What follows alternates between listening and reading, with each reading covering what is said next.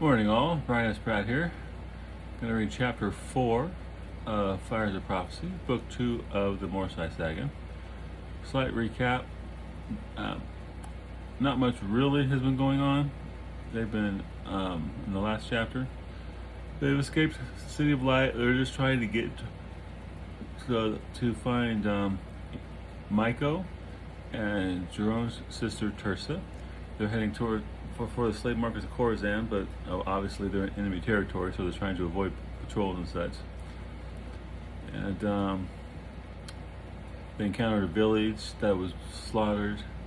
Delia rushed in, got chewed out for that, and then that's it. Now, chapter 4. The morning dawned cloudy, a relief from the sun that had beat down throughout the day before.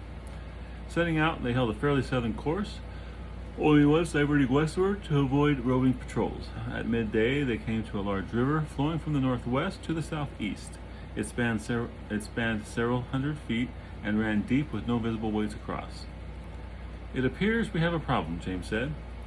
"Can't we go down one way or the other until we find a way to cross?" Cassie asked. "That's what we'll have to do," he replied. "The question is, should we go that way?" he said, and pointed upstream to the northwest. Then he turned downstream, or that way. And then he pointed downstream. That'd be better. "If we go downstream, that will take us closer to Khorasan," Tanakh said. "And closer to the Empire's forces," Jerome concluded. "It's probably safe to assume that any bridge to the east will be used by the Empire," James warned. "Possibly even guarded." "Then we go west?" Juliet guessed. Jerome shook his head. "But how far will we have to go? And will it take us too long to get back? If we spend too much time going west and then backtrack, we may be too late to save Tersa. Let's go west for a day, and if we don't find anything suitable, we'll turn around and go east," offered Tanakh. "A day?" Jerome exclaimed. "I'll not waste 2 whole days when Tersa is being marched to the slave markets." He looked at them defiantly. "I go east." "You can do what you want." He then turned his horse eastward and galloped away, not looking to see if they followed. Tanakh turned to James and said, "I guess we go east."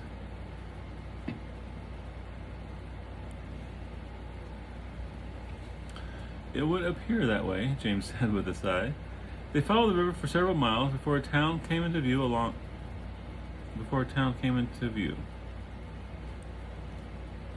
It sat on the north bank.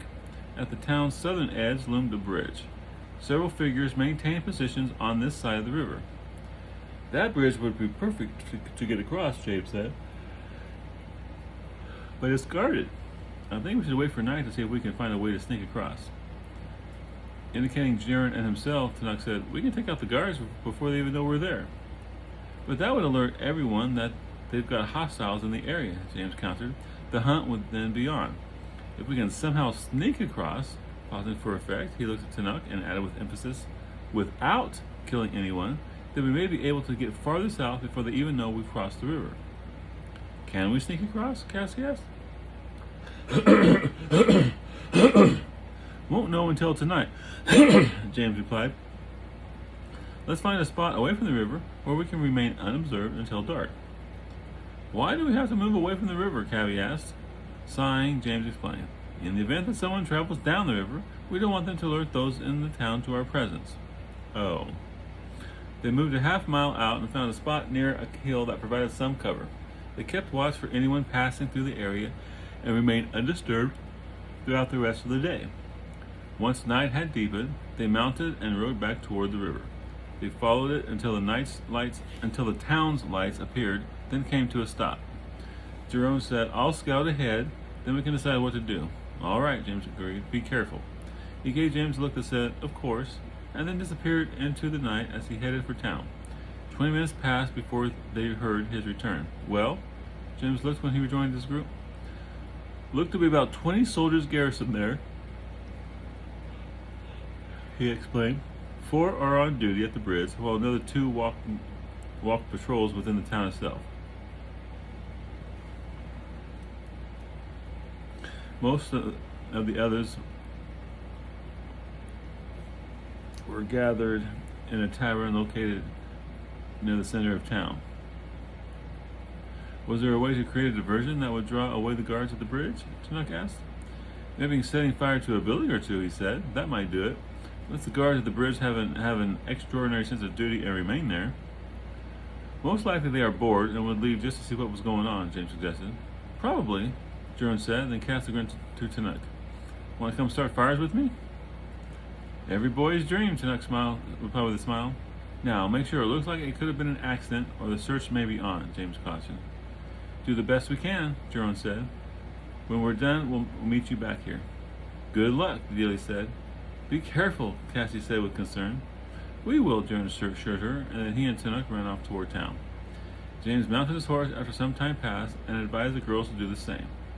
We may need to be ready to move fast should they return with soldiers in pursuit. They sat on their horses and waited. Where are they? Cassie asked after an hour had gone by, concern in her voice. Don't worry, Dealey assured her. They're just taking their time to make sure they are not caught. I hope so, Cassie said. Me too, Dealey said to herself as she watched the town for their return. Suddenly, two shadows approached. Get ready, they heard Jerome say as he came and mounted his horse. Chinook gave Cassie a smile, then swung into the saddle. Hang on one second.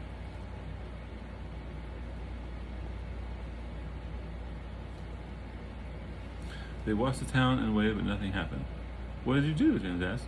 We found the stable where they kept most of the horses, Jerome explained. A lone guard slept on a pile of hay with a bottle of wine lying next to him. Yeah, Chinook said, chuckling a little. We took one of the lanterns, lit it, and laid it beside him on the hay. The hay was just beginning to smolder as we left. But he might burn to death, Cassie gasped. Fortunes of war, Jerome said, with little feeling. Besides, it will look like an accident, Chinook explained. It will look like he got drunk and was careless. And with their horses in danger, Jerome said, they'll want everyone to help with putting the fire out, which should draw the men off the bridge. Good job, James said. Suddenly from the north side of town, a reddish glow blossomed to life. Even from this distance, they heard the horses neighing in terror. From within the town came shouts when the fire was discovered. Men converged on the inferno from all directions. The men on the bridge turned and saw the flames reaching high into the sky as the fire roared to life. As one, they raced from the bridge and headed for the stables. Now's our chance, James said, once the guards had departed. Getting the horses moving quickly, they made their way toward the bridge and raced across it to the other side without anyone noticing. Once on the far side, they turned to follow the river south until the town vanished in the distance. Then they angled back toward where the road should be and continued until finding a copse of trees where they made camp. A quick meal of cold rations, and then they turned in. Jerome, Chinook, and James took turns at watch. Is that sexist? That the guys took turns at watch and the girls didn't? Back in the day, those days, I think that would have been the case. But that's sexist.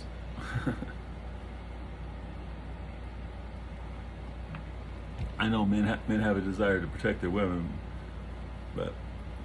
and they're young. They probably don't think twice about it. Oh well. The next morning, they headed out a little before sunrise. James used his compass and with relief found that Miko was now a little north of east instead of south of east. We're ahead of them, he thought with satisfaction.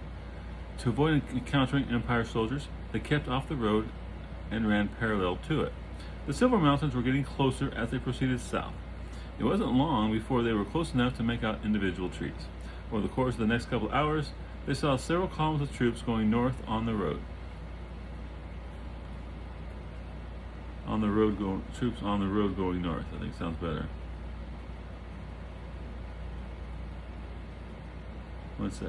One quick second.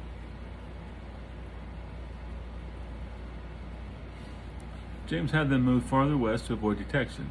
An hour before midday, they encountered another road running along the base of the mountains as it meandered through the foothills. It looked deserted, and since the one to the east had troops moving upon it, they decided to use it. If they moved any farther west, they would be riding along the slopes of the mountain. Should we be on this road? Cassie asked nervously. No one's using it, James replied. At least not right now. We dare not use the one to the east. Enemy troops are on it. He pointed to the range of mountains rising to the west. Could always slug it out through that. She looked over to the mountains, but wasn't too thrilled at the prospect. Early afternoon, they pulled off the road to have lunch and to rest the horses. They found an area to the west within the rolling foothills out of view of the road. How are we going to get to Khorasan? Dilly asked. What do you mean? I mean, how will we get there without being seen? She clarified. Once we cross the border, we're going to stand out as northerners. We don't even know the customs. Jerome and James glanced at each other, and James said, well, I hadn't actually thought that far ahead. Do you think we would just ride in and then be allowed to ride away free and clear? She asked incredulously. I'm sure we'll figure a way, Jerome assured her. She looked at them and said, you're both going to get us killed if you don't do a little planning. How? Asked James. It's true we don't know the customs, but there's no way to learn before we get there. We may stand out now, but once there, we can acquire clothing that will enable us to blend in.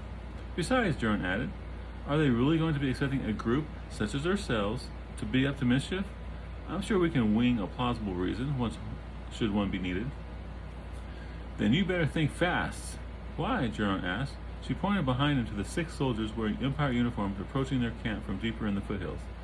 3 had crossbows loaded and aimed at them. One who looked to be the officer in charge came forward, flanked by the remaining 2. They stood as he approached. Well, what do we have here? The man asked with a smile, coming to a stop a few feet away.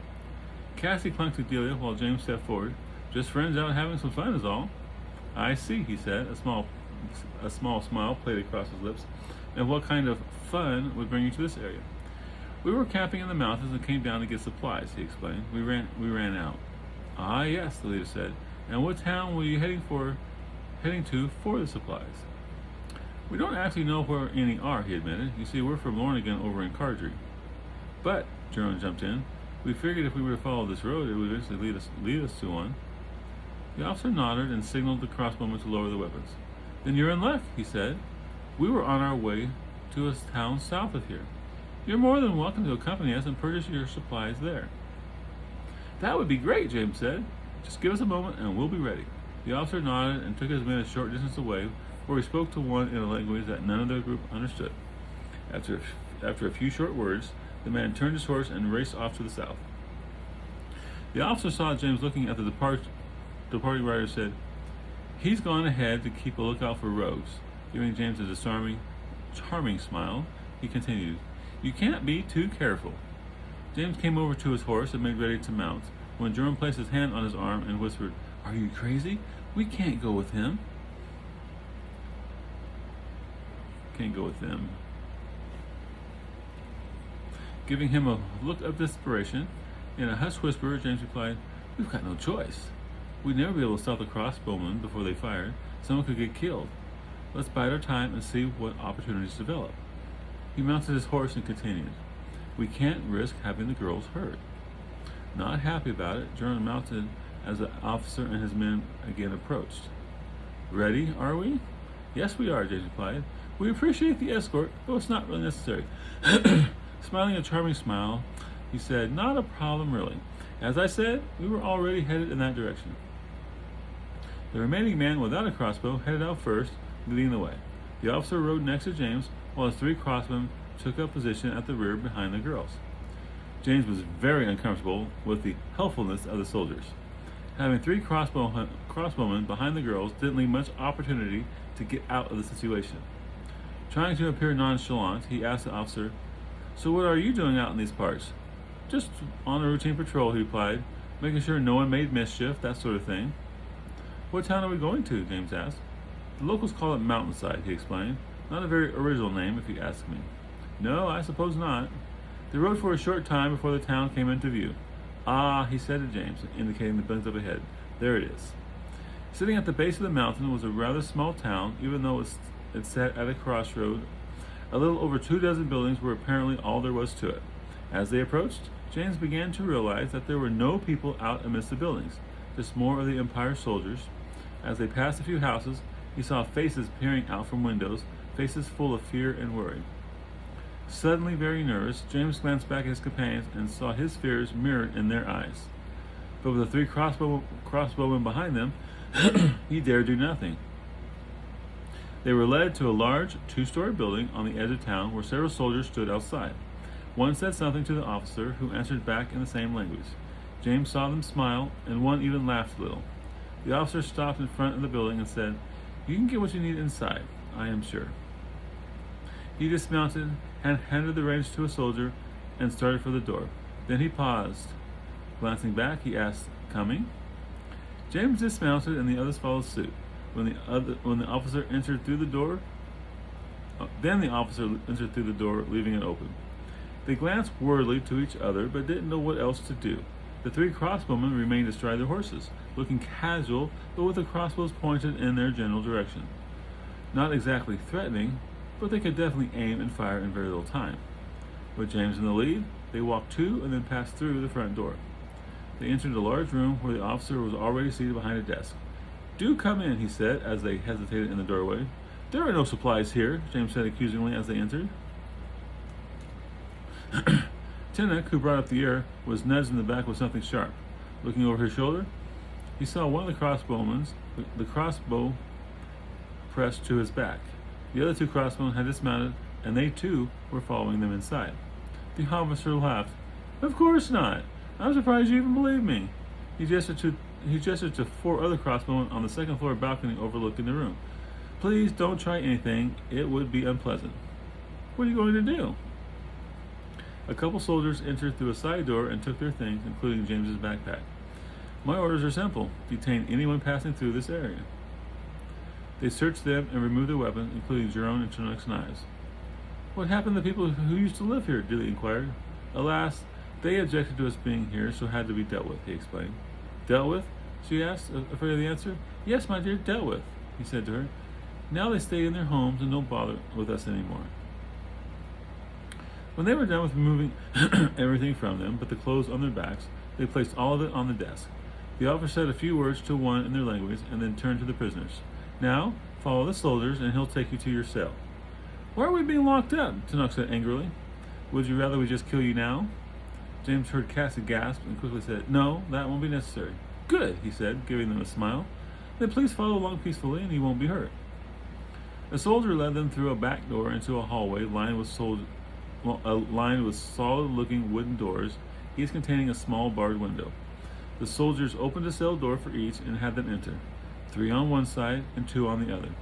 Once they were in and the doors secured, the soldier took up position in a chair at the end of the hallway. James heard Cassie sob. "Don't worry, Cassie," Tinnock said reassuringly. "I'm sure they'll let us go once they realize we're no threat to them." James heard someone enter the hallway from the outer room, and the footsteps paused before his cell. He saw the officer looking in through the window and then heard him say something to the soldier accompanying him. A key turned in the lock and the door swung open. The officer walked in. Behind him, framing the doorway, stood a soldier with a crossbow who had it aimed at James to prevent any mischief. Once in the room, the officer held up the amulet James had bought from a merchant a while back, the same one that old One-Eye had questioned him about earlier in the warehouse back in the City of Light. "Where did you get this?" "I bought it at a merchant stand a couple weeks ago," he replied. "Why?" He said as he considered James's words. "Be that as it may, this changes things." "How?" The man looked to James but didn't answer. He left the room and James heard him mumble to himself as he moved down the hallway. "Yes, this definitely changes things." The soldier with the crossbow closed his cell door and James was left alone to ponder what had just happened. Why does having that amulet change things? That amulet must mean something special. Even old One-Eye was extra curious about it. Unable to come up with any idea that made sense, he just sat on the floor with his back against the wall and thought of his options. Now, James has 2 amulets. One is a star of Morcyth that Igo gave him. The other one he was passing through Baron, maybe? Cardry? I forget. Anyway, he happened to pause and look at a merchant stall with amulets. And the guy latched onto him like a leash, as they will. Don't make eye contact, right? And so he finally just bought this one amulet to get away from him. But that one amulet happened to be 3 dots with lines connecting, almost connecting, right? Which, of course, if you've read this book of any length, you'll know that that is the symbol of the priesthood of Damon Lee. So now he's got Star Morcyth and for the Morcyth religion, and now he's got this symbol of the of Demon Lee's the leading evil priesthood of the Empire's symbol. So that's curious. Now, was that part of the Trail? The Trail of the Gods? Because he does use it, and it does come into play periodically throughout the book. So it's quite possible that Igor or some other demigod, whatever, angel-like being, arranged for him to have that, because he would need it later on.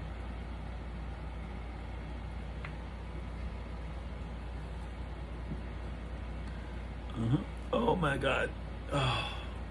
You ever try to swallow something and it feels like you're just going to die? Yeah, that's it for me. My eyes are starting to go out of focus. I might pass out. Hang on. I don't know why, but I'm feeling pretty bad right now.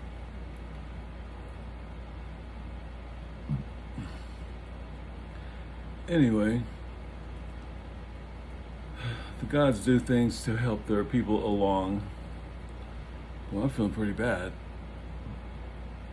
I've never felt that before. My head's clearing up now. Oh man,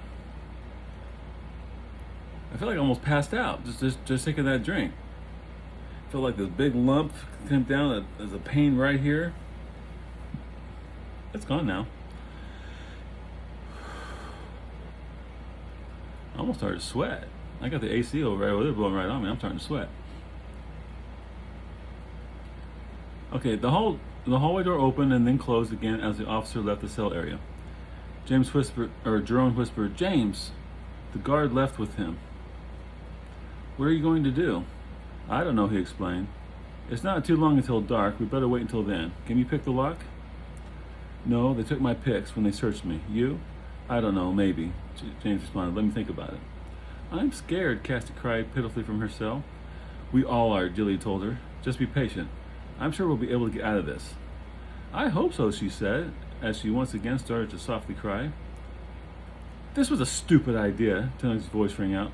"We should have taken them out when we first met them. Now there's a whole lot more to deal with." "We couldn't risk the girls," Jerome said. "Think they're any safer now?" he asked angrily. "Shut up," Julia whispered sternly. "This isn't doing us any good." Everyone quieted down. James peered out the window from his cell that overlooked the back alley, but all he saw was the rear of the building across from him. Just then they heard the hallway door open and the chair creak. The chair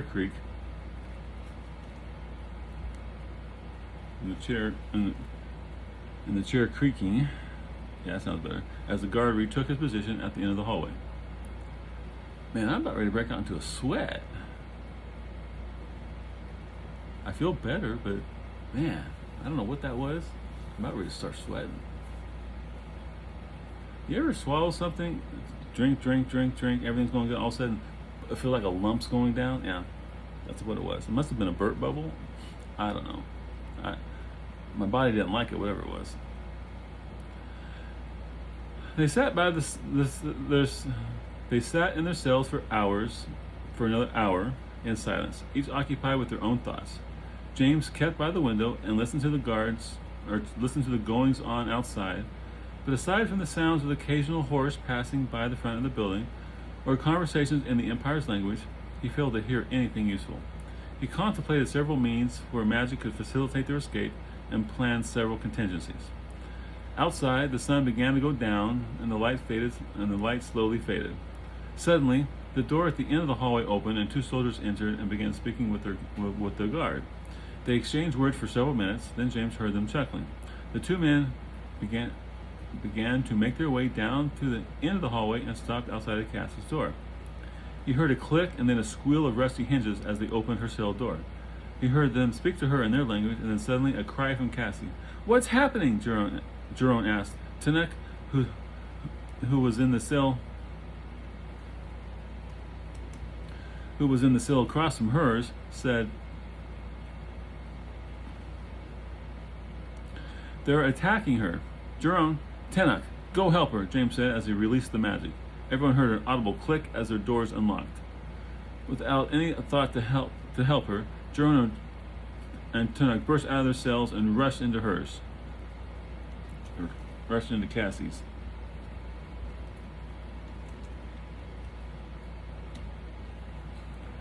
James walked out of his and turned to the shocked guard at the end of the hallway. Losing the power, James slammed the man against the wall, knocking him out. He rushed to Cassie's cell and found the two soldiers dead. Delia helped Cassie to her feet. Jerome and Tunnock stood over the dead men with the dead men's knives in their hands. As James entered, Jerome said, "Time to leave?" "I would think so," James replied. They came out of her cell just as the doorway at the end of the hallway slammed open. The officer strode in to see what the commotion was all about. He came to a sudden stop when he saw the guard lying unconscious on the floor before him. Looking down the hallway, his eyes widened when he saw their cell doors opened and them out of their cells, two with knives red with blood. He shouted as he quickly turned and exited the hallway, returning back to the front room. Even though James didn't understand what he said, he had a pretty good idea. "Jerome," he said, give Tunnock your knife, quick." When Tunnock had both knives, James said to him as he pointed down the hallway, "They're going to be coming down through that door. You got to stop them for a minute or two." Tunnock glanced at Cassie, then with an evil grin, he said, "You got it." He walked close to the end of the hallway and awaited the first soldier to pass through. Grabbing Jerome's arm, James said, "Come with me." He led him to the rear cell where Tunnock had been, whose little window overlooked the same narrow alley that his had.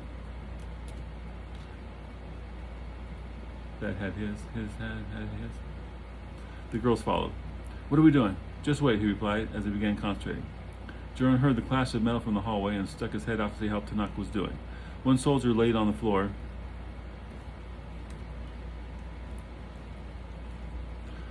Bleeding to death, while Tunnock's knives danced with another. A third soldier had entered the hallway, behind the one battling Tunnock, but the narrowness of the corridor allowed but one to come at him at a time. He turned back to the cell and watched as James began to trace the seams of the stones surrounding the barred window. His finger followed the crack all the way around, and when he returned to the starting point, stopped and said, "All right, give me a hand." Reaching up to the bars, he pulled on them. Jerome stepped up and lent his strength to the effort. "Give up!" they heard the officer exclaim from down the hallway. "You've got nowhere to go." "Bring him on!" they heard Tunnock reply. More clashes sounded as he parried and blocked, giving James time to do what he needed. "What's the count?" Jerome yelled over his shoulder to Tunnock. "4!" they heard him holler back. James and Jerome pulled with all their strength on the bars, and a section of the wall suddenly slid outward half an inch. 5! Delia joined them, and together they pulled the bars and the adjoining stones away from the wall until the whole thing crashed to the floor with a thud. James looked out the hole and didn't see anyone, while Jerome went back to the dead guards in Cassie's cell and retrieved a sword. Coming to the opening, he tossed the sword through and then followed it. 6! Jerome retrieved the sword and came back to the opening. "Cassie," he said, "come on." Keeping an eye out for anyone in the alley, he offered his hand to help her through. James and Jerome helped Cassie make it through the hole, then Delia. Once they were safely on the ground, out on the other side, James climbed through as well. "Tunnock!" Jerome yelled. "Time to go!" 7! They heard just before he ran through the door. Upon seeing the hole in the wall, he yelled, "Stand back!" He raced forward and dove through. He sailed... hang on.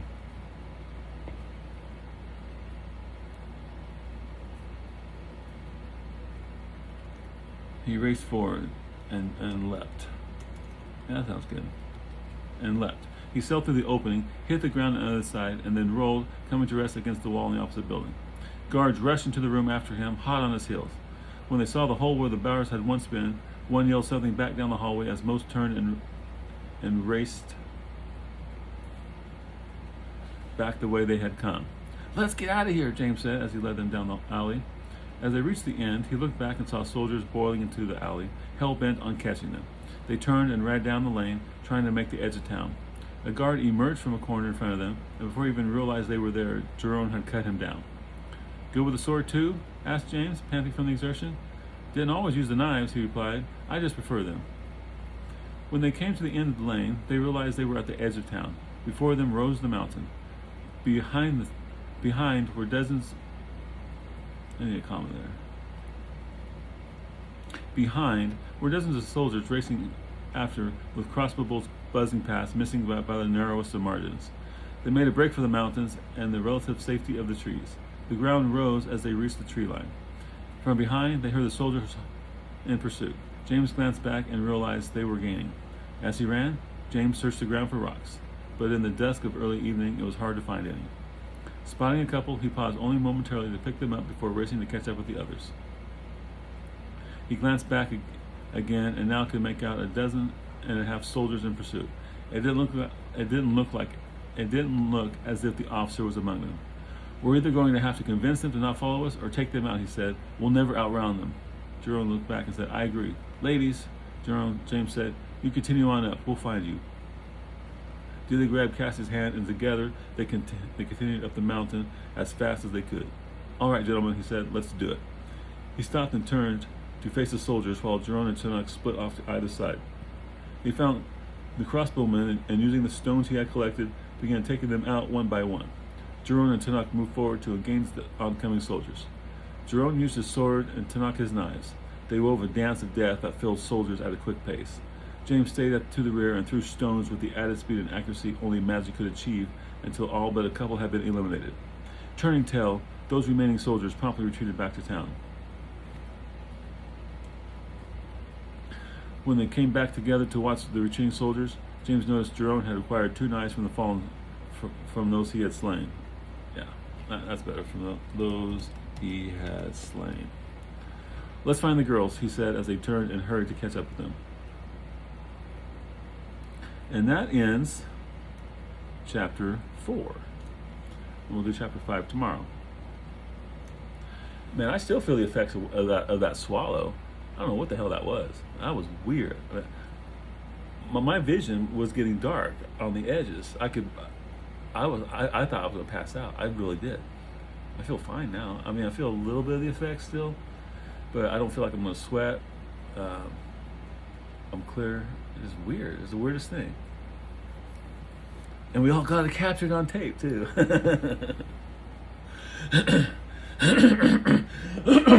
So this here begins one of the more interesting sequences of this book. I really like this sequence coming up. And James is starting to learn a little bit more about magic, what he can do with magic, become more versatile the more he uses it.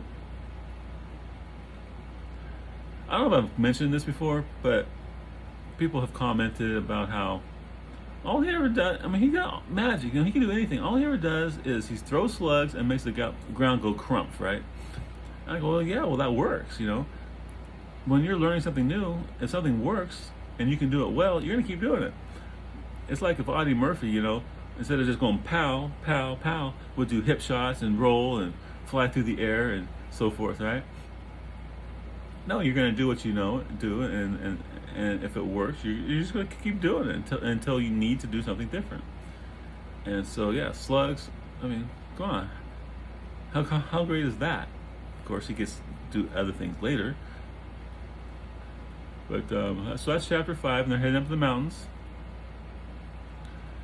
And then, yeah, I'll talk about that later, when we get to it.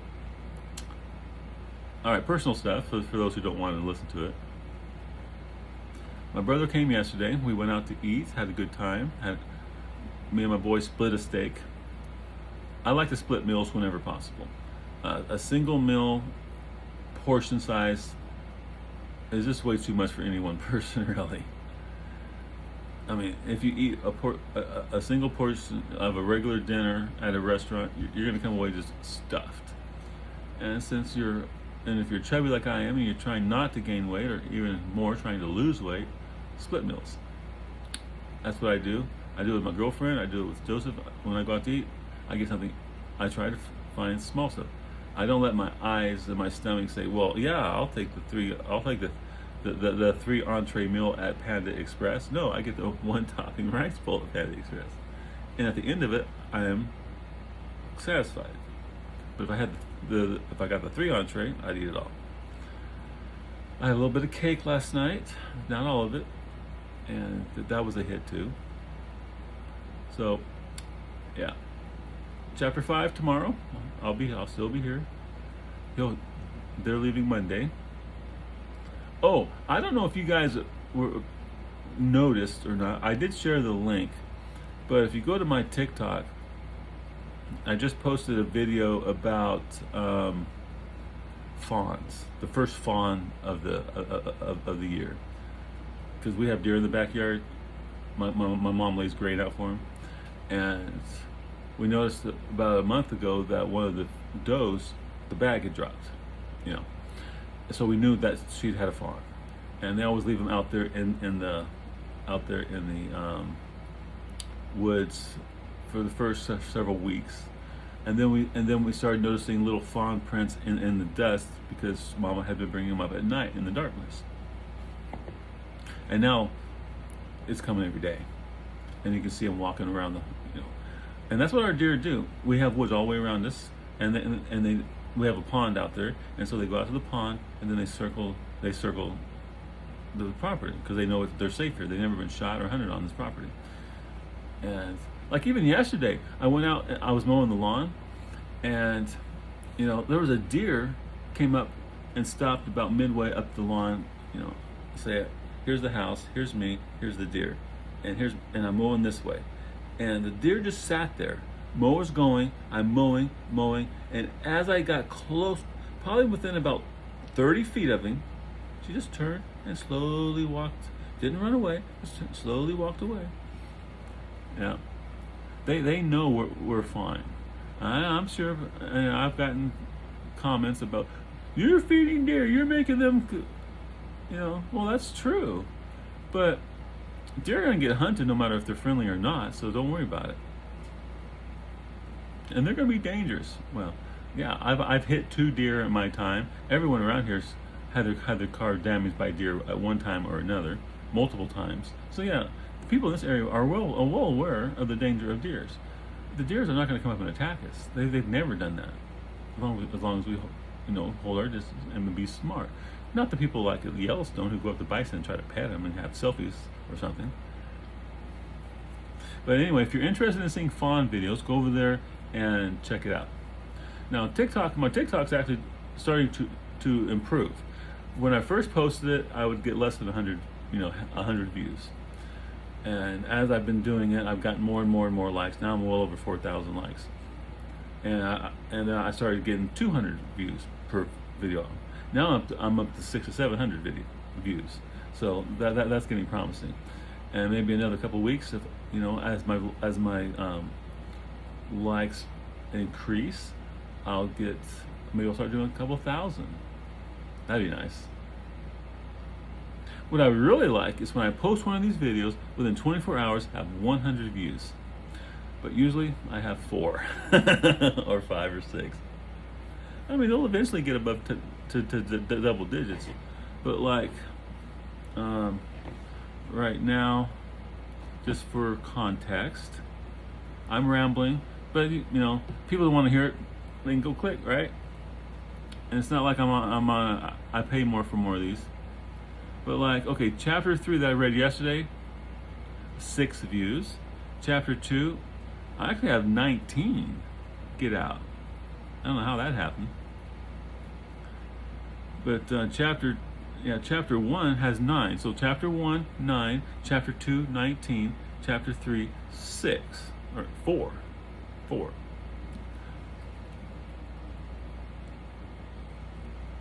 Yeah, and the 6. So 9, 19, 6. So that 19, 10 of those would just happen to pause and look at it because they're not watching it, obviously. So maybe 6 people, 5. I'll say 5. 5 people are probably following me. Not great, but those 5 people, they comment, and you guys keep me going. So I appreciate it. I really appreciate you guys. And this is keeping me excited for my books. There have been times when I've gotten tired of it and of writing and doing stuff. And I do take breaks periodically. Just I don't want to get burned out again. But doing this every day, talking to people every day, really keeps me excited about my books. So thank you. And that's it. I'll stop rambling, so my girlfriend will stop rolling her eyes. Oh, she is not She is not one of the 6. I don't think she does any of these. That's why that's why I talk about her. I mean, she watches every one of my TikToks. She's big on the TikToks, and she likes every single one of them. It's Michelle on the TikToks. Michelle, that's my girlfriend, with the Cocker Spaniel puppy for her picture. That's my girlfriend Michelle, the one that lives 3 hours away. I've rambled now for 5 minutes, so I better stop. Or I'll hear from her. Or I'll hear about it. You all take care, and I'll do chapter 5 tomorrow.